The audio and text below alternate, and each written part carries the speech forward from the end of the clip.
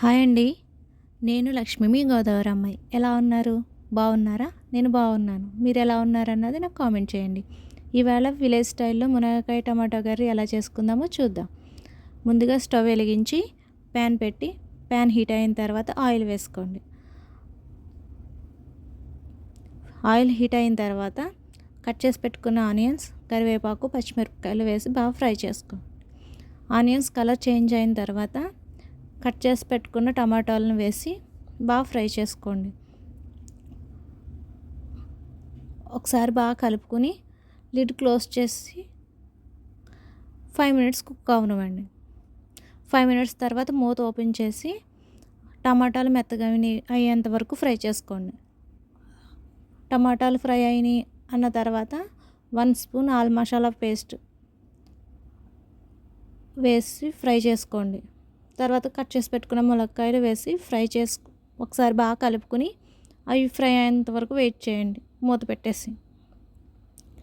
5 minutes మూత పెట్టిన తర్వాత ఓపెన్ చేసి ఒకసారి బాగా కలుపుకోండి.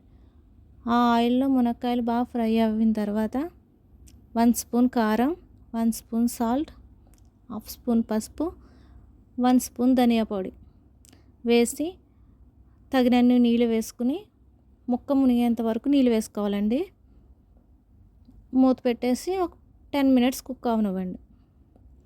10 నిమిషాల తర్వాత ఒకసారి మూత ఓపెన్ చేసి మునక్కాయ ముక్క ఉడికిందో లేదో చెక్ చేసుకోండి. ఈ టైంలోనే కారం, ఉప్పు కానీ అడ్జస్ట్ చేసుకోవచ్చు.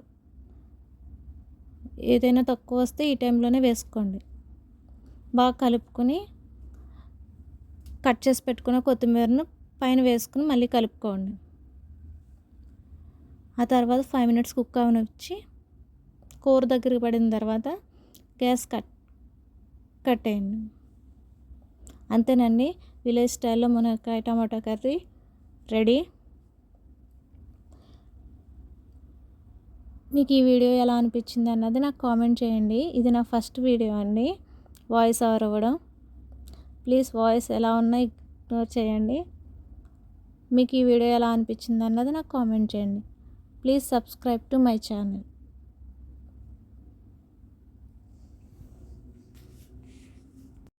థ్యాంక్ యూ సో మచ్ అండి.